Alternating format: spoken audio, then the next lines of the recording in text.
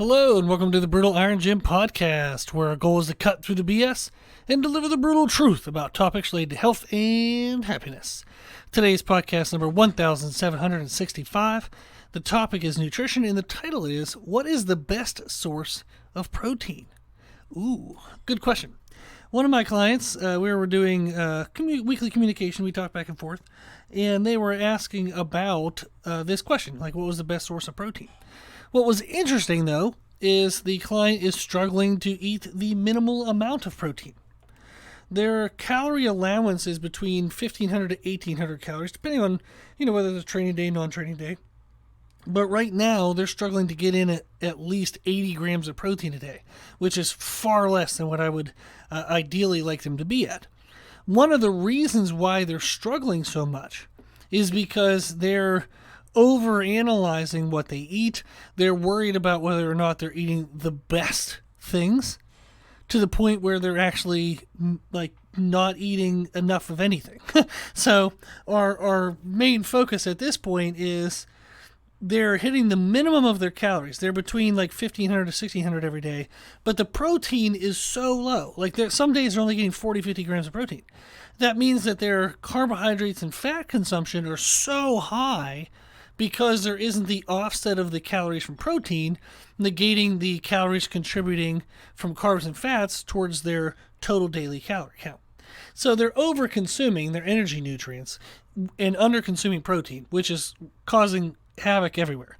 They're not losing the body fat they want. They're not losing weight. They don't feel good. They don't look good. They don't have any muscle definition. Just nothing is going well.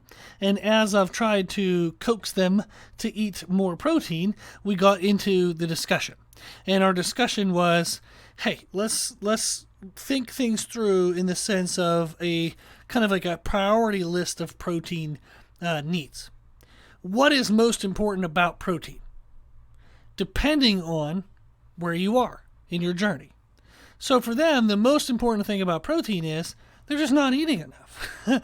It doesn't matter where the hell it comes from right now. We just need to get more protein in their body. Whether that's animal source, whether it's plant source, whether it's high fat, low fat, liquid, whole food, who cares? Just get it in your face. So I was sharing with them tips on how to have quick and easily accessible protein sources around. And you can order that through Amazon, Instacart, however you can, depending on what you have available in your area. Just having things on hand so they can start eating that more often. And then we'll worry about the quality. I don't want them to, do anything that would hurt their health in the meantime. So I'm not saying, eat something that has 10 grams of protein but 100 grams of sugar, and then we'll worry about health. I'm just saying, hey, just get in any source of protein. Then we'll worry about whether it's, the right digestion rate or not, or whether it has, if it's a plant source protein, does it have the right blend of amino acids? Let's just get some protein in. Let's get the basics. Let's get the minimum. And that's kind of the first thing. Then we look at timing, and then we would look at kind of the sources. So I wanted to share today's podcast. The discussion that I had with her was what is the best source of protein, and kind of like a protein priority list. The number one priority is just to get enough in. We have on our website, www.brutalirongym.com, free nutrition education page. The first document is how to create your own nutrition program. And it'll tell you how to figure out the protein amount that you need. It's going to be roughly, if you were to say what your lean body weight was. So if you were to, wear a two-piece bikini to the beach, have your shirt off to the beach for your guy, whatever your best beach body would be, around that weight is the weight that we would want to use. So our lean body weight. We would want a minimum of that body weight times 0.6. So 60% of our body weight. It is how many grams of protein we would want. So if I have, if I weigh 180 pounds times 0.6 is 108. So I would want 108 grams of protein as my minimum. So 0.6 is the minimum. And then we would say, okay, if I'm getting 0.6, that's the minimum. What is the right range for me? The range of zero point 0.6 to zero point 0.8. And that's, again, lean body weight times 0.6 to 0.8. And then that is how many grams of protein you should have. That is if somebody's like minimally active, minimal muscle damage, they move around, they do some things, but they don't really lift weights aggressively, they don't really exercise aggressively. That's kind of the minimum. That's like if you're just alive and you want to be functioning relatively well. 0.6 to 0.8 is the range. Then we get into higher numbers if you do more muscle damaging or kind of body stressful activities. So if you do running, rucking, lifting weights, whatever the heck else there is that's involved out there in the world, there's everything. But if you do physical exercise and you beat your body up and you make it, exhausted and you wear it out some, then you're going to want somewhere between 0.8 to 1 gram. And I usually have clients go up to 1.2. So 0.8 to 1.2 grams of protein per lean pound of body weight. Now, when I have clients who want to maximize muscle growth, especially ones who are taking supplements to increase protein synthesis, we would go above the 1.2 grams. But that's going to be kind of the range for most people is 0.8 to 1.2 if you're lifting weights. So if you're listening to this podcast, you probably do some type of exercise. If you do weight training, weight-bearing activities that cause joint stress, muscle stress, body stress, you want to live in that 0.8 to 1.2 gram range. And then you would increase that, if you wanted to. You could see if it helps your recovery, if it helps your energy at workouts. You can just play with that a little bit. But that's a good kind of ballpark to be in, is that 0.8 to 1.2. So when it comes to what is the best source of protein, it doesn't matter what the source is until you're in the right range. So the first focus, the first priority, protein priority, is to get in the right range. Make sure you're consuming enough protein. Then, priority number 2, the second thing we start to look at is, okay, we do want to look at our food choices depending on the time of the day. So that is a big thing, is what you choose for protein is it's more important to base it based on the time of the day than the specific food.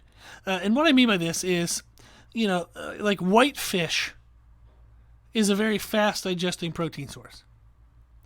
There's a time of the day where that's a good choice. There's a time of the day where that's a really bad choice. So it's important to know that.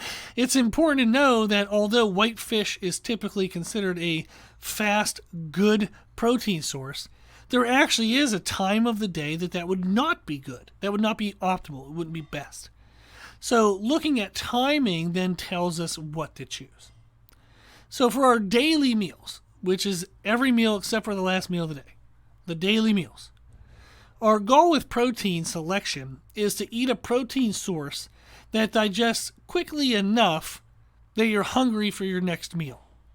So if I want to eat at 9, 12, 3, and 6, I'm just making up numbers. I want to eat something at 9 that allows me to feel hungry again at 12. I want to eat something at 12 that allows me to feel hungry again at 3. Say you eat at 7 in the morning and you're not going to get to eat again until 12:30 or 1 o'clock. You would want to pick a protein source that digests long enough that you don't feel ravenous within 2 or 3 hours, so it actually lasts that 5 to possibly 6 hours. So for daily meals, you choose a protein source that allows you to feel hungry by your next meal, not too early, not too full, but around the next meal, you can say, yeah, I could eat again. That's typically going to be whole food protein sources. So you're probably not going to do a protein powder drink and then expect that to last 5 hours. It won't. You'll be very hungry quickly. But a whole food protein source, and then you're typically looking at what would be considered like moderate to lean fat content. And that's typically a protein source that provides 4 grams of fat per 4 ounces or less. Okay? So 4 grams of fat or less per 4 ounces. That can be chicken breast, that could be fish, You can do cheese sticks as a snack. There's eggs for breakfast. There's about 4 million other things out there. But that is the idea, is you're going to pick moderate fat to low fat protein items, and then that's going to be your better choice for daytime meals. Again, the point is to just be hungry by your next meal. Not too hungry too early, and not too full that you don't want to eat your next meal. Then the last meal of the day is the different one. We want to eat something before we go to bed that digests very slowly, so there's a sustained release of amino acids, protein, into your bloodstream throughout the night. So it's best to eat slower digesting protein sources before you go to bed. That's commonly going to be higher fat content protein sources. You can also get into like whey protein and casein protein. There's different supplements for that. But the idea is to choose a slower digesting protein source, so that way your body's getting that protein dripped into the bloodstream throughout the night. So it's like an IV of protein. It just gets broken down and dripped into the bloodstream, broken down and dripped into the bloodstream all night. So it's typically going to be whole food and higher fat content. Now that could be the fat content in the protein source itself, or just added to the meal. So you can do a lean protein, then just add on oils, like olive oil, avocado oil, macadamia nut oil, stuff like that. Or you could do a fattier type of protein, which might be like red meat or a steak, sirloin steak or something like that. Then the third timing component would be is pre-workout, intra-workout, or post-workout. Pre-workout would be, about 20 or so minutes before the workout. Intra-workout is in the workout. And then post-workout ideally would be within, say, 20 minutes after the workout. If you're consuming protein around those times, it's best to be powders and liquids. Whether that's a powder that you mix yourself or a pre-made, an RTD, which is called a ready-to-drink protein source, but it's typically going to be liquid proteins. So those are the timing considerations we have, is daily meals, eat enough that you're hungry by your next meal. Your evening meal, you want to eat a higher fat content, or a slower digesting protein. And then pre, intra, and post-workout are going to be liquid proteins.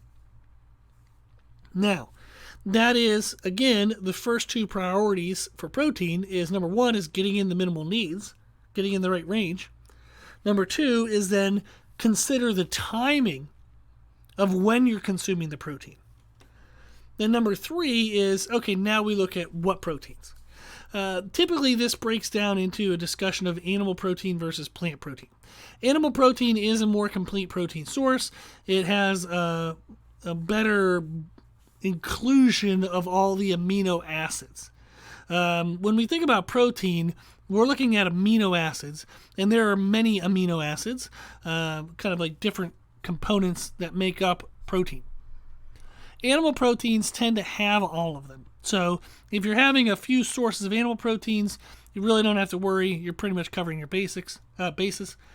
If you do plant protein, so if somebody is a vegetarian or you just have limited animal product intake, you're going to have more variety to make sure you cover your needs.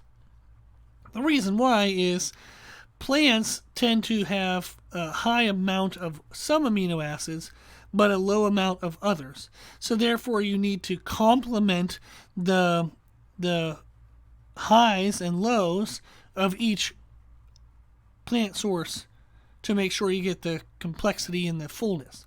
So for example, like beans, lentils, peas, for example, they have a lot of lysine, but they don't have a lot of methionine. Therefore, you would pair that with rice, wheat, oats, quinoa, so kind of like grains, because they tend to be high in methionine, but they're low in lysine. So those are kind of complements. So you look at like rice and beans. That's a very common mixture that you would put together if you were looking at plant proteins. Then there's nuts and seeds, and they tend to be a good source in quite a variety of amino acids, but they also tend to be low in lysine.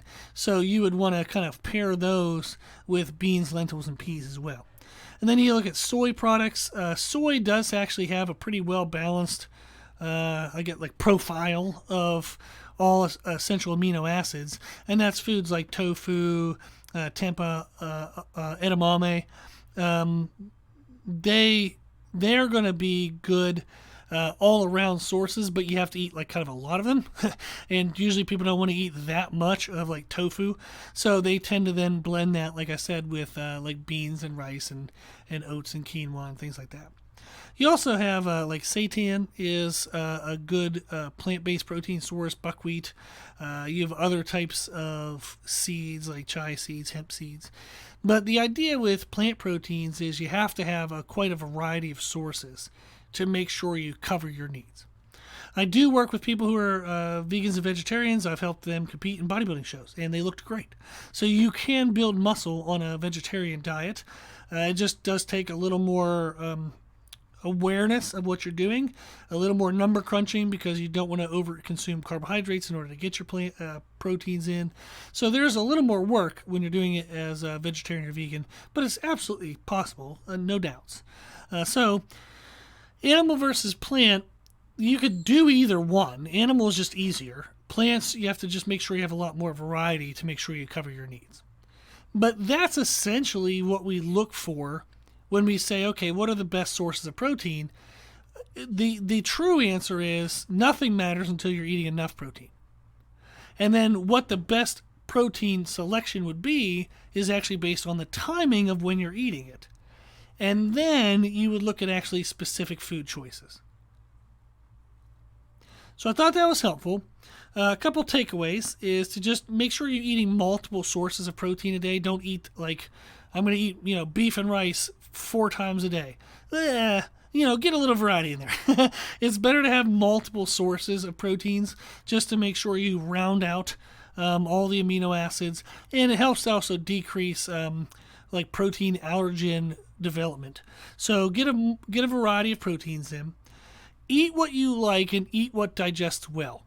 That is going to be more important than eating specific foods, but if you hate them and you're not consistent with them, and then you burn out and you're never really hitting the targets you need.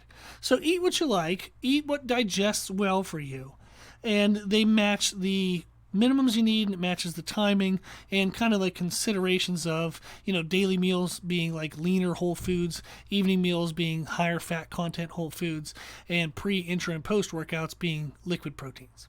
Okay. So I thought that was a fun discussion to share. If you have any follow-up questions, just shoot me an email at brutalirongym@gmail.com. If you like the podcast, please share the podcast. If you like the podcast, please consider donating to support the podcast, which I really appreciate. You can do that on our website.